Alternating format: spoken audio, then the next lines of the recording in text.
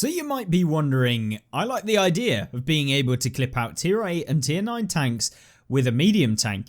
Well, that's what today is going to be showing you, the fake medium tank of World of Tanks console, and that is the AMX-50B, the tier 10 French medium that is once a heavy tank in the game and has recently been reassigned to, of course, a medium. And this tank is kind of one of those interesting vehicles because it features the possibility of dealing 1600 damage, combined with the fact it can go 65 kilometers an hour and yeah, has pretty decent hull armor for a medium, but obviously not so good for a heavy tank. And the armor of the turret, although this tank should primarily have a weaker lower half, as with all of the other mediums, this tank actually has a much stronger lower half than it does on the turret. So the turret is the weak point of the AMX-50B, as you probably well know if you've been playing any length of tier 10 in the game. And the 50B, obviously, as you can see, has this really strong frontal armor, 230mm, that's kind of well angled and can be bounced, along with, you know, good upper plate, and the lower plate being very, very minuscule with this tank. However, can be penned through the tracks right here with basically every tank in the game, provided you can find that little shot.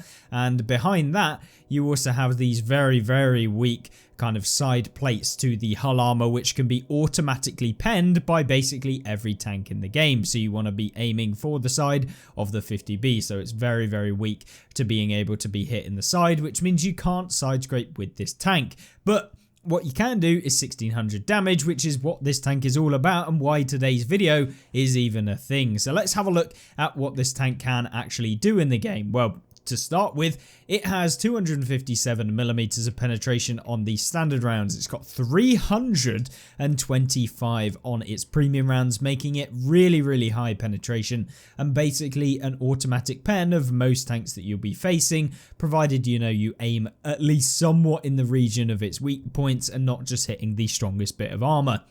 And 325 pen, these are indeed APCR rounds, which are just generally better rounds for most situations. There are a few situations where it can be a little bit more annoying, which is that it does receive penetration drop off at longer ranges, so you can't pen as easily at further ranges, but the speed of the rounds is much faster, allowing you to pinpoint accurate tanks or pinpoint weak points from longer away because of the fact that you don't have that shell travel speed that you get with a lot of the other rounds. For example, the HE rounds, they have 1000 shell velocity versus the 1300 that you have with the APCR, and you get better penetration, which is why you'd want to be running at least a couple premium round clips. Now, this is an autoloader with a 4 shell autoloader. Each round does 400 damage, obviously 4 times 400, 1600, which is where you get that total alpha damage of this vehicle, or clip damage we should really call it, allowing you to basically rinse almost all tanks that you'll face of like 70% of their hit points at the same tier. And if you're facing lower tier opponents, their health is all gone, especially when you look at tier 8 vehicles. This tank is super, super deadly, and when it's played correctly can be one of the most formidable tanks in the game when you're playing it in that kind of role. And that's because not only do you get that, you know, 1600 damage, but you're actually relatively fast at being able to reload for the amount of damage that you're dealing. 25-second reload.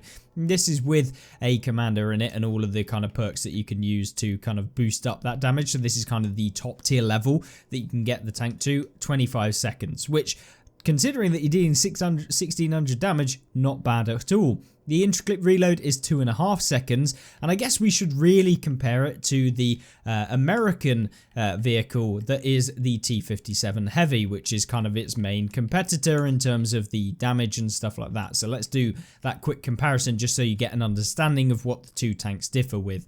Of course, the 50B, much faster vehicle. The T57 Heavy has the increased penetration on those heat rounds for its premium ammunition, but it is slower. It doesn't get as much view range as the 50B, albeit it is very close even when you put a commander in the 57 Heavy. And realistically, the main difference is that the main gun of the 57 Heavy, with its 400 damage per shell and 4 shells in the magazine, deals the same amount of damage. However, what you'll find with the 57 Heavy is that the intra-clip reload is slightly better, which allows the 57 Heavy to clip out an opponent in 6 seconds versus the 7.5 seconds you get with the 50B. That's because, you know, after you fire the first shell, you've then got 7.5 seconds to fully unload the rest of your magazine into the opponent. Whereas the 57 Heavy, it's 2-second delay between your shells, which allows 6 seconds to go from 0 damage to 1600 potential. So that's really, really nice about the 57 Heavy, but of course you sacrifice the fact that you don't have the speed that the 50B has, which is one of the key attributes of playing a tank like this, and one of the reasons why I really enjoy the 50B in general. So that's kind of how the tank kind of compares. Armor wise, there isn't a huge difference in the armor capability of both the 57 Heavy and the 50B. Both have pretty weak turrets that can be penned by almost everything that you meet, provided they aim properly. The hull armor, I would debatably say that the hull armor of the 50B is probably better than the T57 Heavy, because the T57 Heavy gets a much bigger lower plate and the 50B gets that slimmer profile lower plate, which is better. But of course the side armor of the 57 slightly better versus the side armor of the 50B, which is just garbage basically. So there's kind of that difference. Obviously the 50B is technically a medium, so it gets some of the buffs that a medium would get with regards to its camouflage and stuff like that, whereas the 57 Heavy doesn't. So although they both have very similar view range to concealment, the 50B is probably better in general because it remains the 57 Heavy will basically be at the worst case concealment, whether it's moving or whether it's stationary, whereas the AMX 50B will be able to move, and that will give you the worst concealment. But when it goes stationary, the concealment will be greatly increased or slightly increased. So there's not a massive difference between the two, but it means the 50B is slightly better in that regard. But it's not a game changer for sure. And because I really enjoyed the 57 Heavy, having 3-marked it at some point ages ago, yeah, I really enjoy playing these sorts of tanks, the AMX 50B, because number one, they can stop YOLO wagons, which is one of the biggest things that I do not like about World of Tanks, is when people just YOLO in thinking that, you know, they can steal most of your hit points. And a lot of the time with the alpha damage that this has, provided you have at least some team support, you can basically remove them or make it completely not worth it for them to YOLO you and deal 1 or 2 shots into you. So yeah, these sorts of tanks, very good for stopping those YOLO wagons. But either way, 50B in terms of kind of equipment, we've gone with vertical stabilizers. That's for improved accuracy. You really need it in this tank. Improved ventilation just to boost the view range. Reload as well, since you can't use advanced loader, which will give you the increased reload speed. You can't use that on autoloaders, for those of you wondering. You have to use improved ventilation if you want to boost the reload.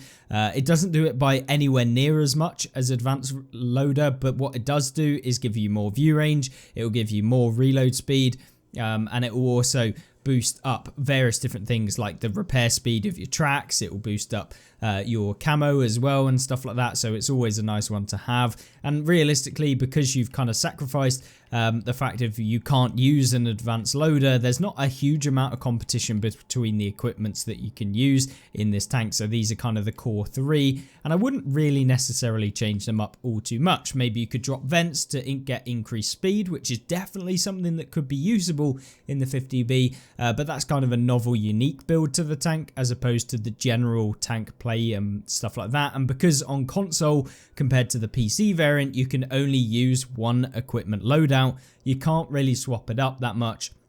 And this equipment loadout kind of covers the main bases of playing this tank, whereas, you know, on some maps having traction system would be better, but for the majority of maps this loadout is probably the better one to go with. So yeah, that's kind of how you can play this tank. Obviously, because it's quite heavy, as you see a lot of people actually running spool liner and trying to ram people. Just because it's heavy, it can go super fast, but it isn't a playstyle that you would necessarily want to play if you wanted to be the most competitive. So yeah, there is an argument for that, and the speed boosting equipment equipment to boost up that speed as well. But commanders, I won't go into every single perk, but this is the ones I was using on the tank when we were playing. They're basically the bog standard kind of camouflage, a view range, and damage per minute bonuses that I want to go for when playing the 50B. So with that all out of the way, the kind of core gun statistics, 10 degrees gun depression, very good. The elevation on this tank is terrible and can be super limiting. If someone's sat above you on like a ridge line, you can't actually elevate your gun enough to shoot them, so that can be a bit of a problem, but you can often prop yourself up against something to be able to get elevation, so you've got to just be very mindful of that when you're playing this sort of tank. But either way, I really enjoy this tank. I think it's a very strong, good tank. Is it better than the 57 Heavy? It's kind of down to personal preference. I think that they are both on a very kind of equal kind of setting when it comes to both of these autoloaders, and it really just comes down to the fact, do you want a tank that has a slightly better intricate reload and is slower but maybe has slightly better armor, or do you want a tank that has, you know, the speed and the mobility to mobilize around the map and do different things but sacrifices quite a bit of the armor, but of course then sacrifices the intricate reload, and of course some of the gun statistics that the 57 Heavy has. But overall, let's get into the gameplay, because we've seen what the stats say, but do they actually match up, and can this tank actually be good? Well, of course this tank can be good, and of course we're going to start off with Alamein, and this is a map that should be fairly well suited to the 50B. It's quite open, so you can catch people out in the middle of nowhere where they can't really hide from you. The main kind of weaknesses of autoloaders is when people just poke 1-for-1 with you, and you either have to not fire at all and hope that you bounce, or hopefully you can avoid it and keep all of your shells in your magazine, or you're having to fire at them but you may only fire 1 shell, which leaves you with 3 in the magazine or clip, which allows you to kind of be at a disadvantage for later on down the line, and maybe you have to take a reload with only 1 shell actually missing, which can be a bit of a problem because then you're on a reload for 25 seconds. So it's really an annoying tank to play when you can only fire 1 shell, or maybe only fire 2, because you're essentially becoming a 2-shot tank to be able to reload for 25 seconds, significantly impacting your damage per minute. But what you have to rely on is catching people out in the open, so playing in a very kind of open area where you can find people, but obviously remaining hidden is ultimately what you want to be doing with this tank, to find people out in the open, catch them off for 1600 damage, and then leave without taking a hit. That is the kind of pinnacle of what you want with this tank. Obviously, this is World of Tanks console we're talking about. It is unlikely that that is going to happen all of the time, and so you are going to take damage in this tank. But don't worry, because when you realize that when you're in an autoloader, taking a little bit of damage to pump out an entire clip is entirely worth it. But that's with the caveat that provided that the tank that you're fighting has significantly less alpha than your entire clip, and that you think about, am I going to be able to actually fire off all of my shells, or fire off 2 or 3 shells? Can I take that 400 damage? If it's only 400 damage you're receiving and you deal 2 shells, you're up. It doesn't matter. If you're going to take 400 damage and you're only dealing 1 shell, significantly worse, obviously. But if you're taking 0 damage and you're dealing 1600, job's a good one. And you can see here, unfortunately, we fire 2 shells. It does happen. And realistically, I was only trying to get up into this location, so we might as well fire that final shell auto-aiming onto that guy, as by the time I aim and stuff, he may have been able to hit me. You can see artillery is aiming over here. They love the 50Bs because of the fact they have like no armor from above. So yeah, you can be focused quite hard by artillery, but that's why you got to keep moving, kind of moving around, making it difficult for people to kind of easily get your weak points. But in this game, we're going to hope that we can kind of pull off a victory here. Obviously, that's what you should be expecting in every single one of your games. You should be wanting to win. Some games, if you're going for marks of excellence, maybe not. But at the same time, you can see here what we do is we push forward. We see that there's a guy out in the open, and oh, I am so sorry, Mr. Kirovets, but you are going to have to take a few of our rounds here. And he pushes down towards one of our teammates here. Maybe he'll actually come back up the ridgeline, which is why I'm not pulling all the way back. You can see I'm waiting. Yes, he does come up the ridgeline, and that's where he makes his demise. And goodbye, full health tier 8 tank from the beginning of this game, or the first clip that we fired. So 1550 damage, all to one tank, removed his tank from its entirety even. So yeah, that's kind of what this tank can do. Obviously doesn't happen all of the time, and certainly you can't rely on it happening every single time, but we're now fully reloaded and we found ourselves a nice little object 277 here, who is out in the open. We fire off 2, we might as well go for another one, but unfortunately literally right as we fired our third shell, the M103 gets spotted, so we miss out on 400 damage essentially. But that's fine, it happens. You just got to roll with the punches and stuff like that, and we've managed to pick up 2,300 damage nonetheless, which is fine. Realistically, all we've got to do from this point is just reload. When you are using an autoloader, I highly, I cannot iterate how reiterate how powerful using enhanced combat rations will be when you are playing an autoloader. It actually gives you a 10 or 15% bonus to your reload speed, because you get a 15% better I guess crew training, which essentially reduces your reload by 15%, so it's very, very big. But here you go, this is what happens when you get caught out in the open. It happens, you just got to be very wary of it, and when it does happen, you tend to lose all your health, which is what you've seen here. So not ideal. Probably shouldn't have been up there, to be honest, given the rate or the mini map. We should probably realize that, but you know, I'm a normal player, I make mistakes as well, although many of you probably don't get to see them all too much, because a lot of the gameplays that we actually showcase are kind of replays which are the better replays, where things don't tend to go too wrong. But at least here you get to see, you know, the typical things. This probably happens to you as well sometimes, and it definitely happens to me as well. But obviously in this sort of situation, we are a one shot for basically every tank that we're up against. So how are we going to be able to pull off even more damage in a game like this, where, you know, you've only got one shell to take, and that would have to be like a tier 10 medium with 300 alpha. So yeah, we've got something to pull off if we want to have a good game. But either way, I don't mind. My game's just been made completely worth it as we take out the Centurion AVRE, the toxic piece of garbage that we love to see getting removed. So that's a win for me. Either way, we've picked up 4,000 damage now, so we picked up an extra 400, and we're going for the reload here. There is a Progetto 65, the auto-loading or auto-reloading tier 10 Italian medium tank. So what can we do here? Well, we're going to try and make it as difficult as possible, so that he has to pull all the way over the ridge if he wants to deal damage to us. Now he's spotted us. He doesn't get the gun depression here, so he's going to have to come all the way over. But is he going to do that? Yes, he does. We track him, or go for the track of this guy. He then pulls all the way down. We actually track him here, and then I'm very sorry, Mr. Progetto, but you are taking another shell. And then our best friend in the artillery here dumps one into the back end of the AMX-50B, and we are gone. But we did pick up 5,600, and that kind of shows you how strong these tanks are, even when you make misplays, provided that you don't kind of just YOLO in to try and deal a full clip of damage and then die. That's kind of how these tanks are played. You want to, you know, if it means that, yeah, you might lose out on 400, maybe 800 damage, if you don't actually take any more damage from there, then it's fine. You know, it means that, yeah, later on down the line, you're going to have that hit points to trade, to use, and push into opponents later on. Now, I have no idea what ended up against this Super Conqueror here, but the enemy team were just having an absolute nightmare trying to deal with this guy.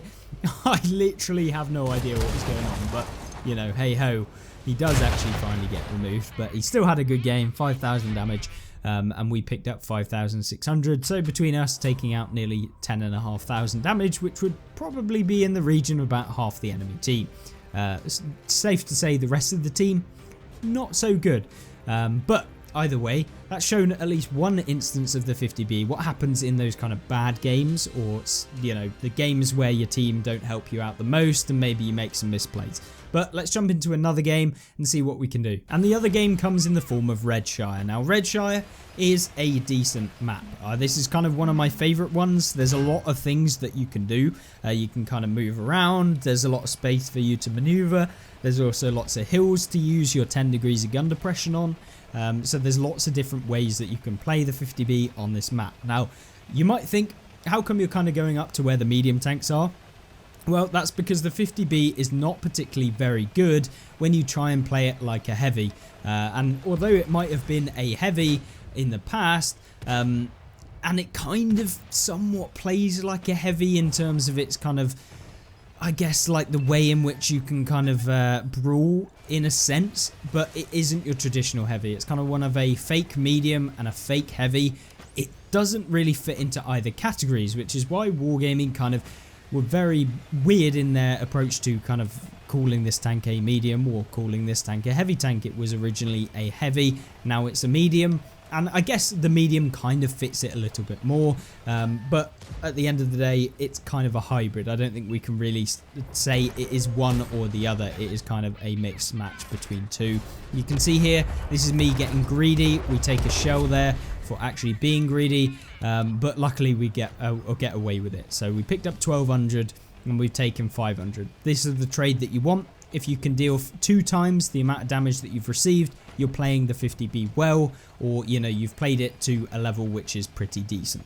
You know, you want to be making sure that you're dealing at least double the damage that you're taking, and in often instances you can actually get away with taking 0 damage but dealing, you know, 1600. So that's kind of the ultimate level that you want to get to, and maybe we'll see that later on in this game. But obviously that isn't the kind of be all and end all. Sometimes games don't go as well as you might want, sometimes they do. It's kind of a mishmash of how the game actually plays, whether your team kind of help you out in situations that you might need them and that sort of thing. But you can see here we only managed to track the chieftain, a bit slow to get over to him and actually aim, but it's fine. We do see ourselves a nice little AVRE. Maybe we can snack on them later, because you know I absolutely despise that vehicle. So yeah, it's always nice taking one of those out and making them feel like they're the ones that actually just suck. So yeah, it's always good to outplay the AVRE, because 90% of the time they're the ones that auto aim halfway across the map and pen you.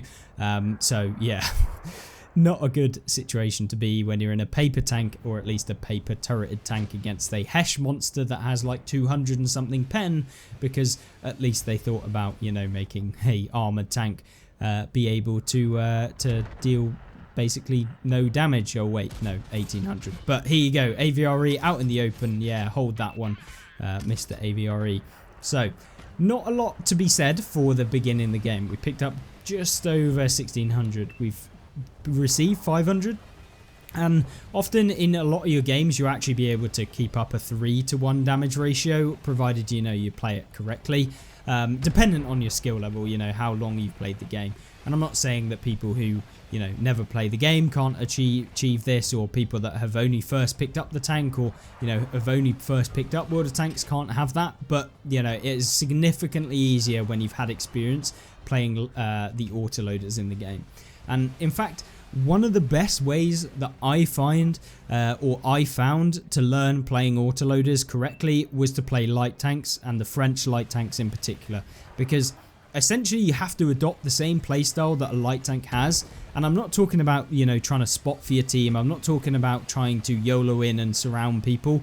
I'm talking about trading, because a lot of the time light tanks, they've got to be very aware of when someone's fired, of when they can pull around a corner and deal damage. If you take that and adopt that into your own mentality of playing an autoloader, you will do significantly better. I can almost guarantee that if you accept that, oh look, that guy's fired, I can pull around, I can deal all of my shells of damage, and I'm not going to take a hit for the most part unless something unknown happens. You know, sometimes there can be another tank hiding in the background, but that's kind of how you have to play autoloaders. Very, very kind of sneaky, very, very reserved. Don't go YOLOing in. YOLOing in with autoloaders doesn't work unless you're a light tank at the end of the game and you've got a decent amount of hit points to kind of throw away.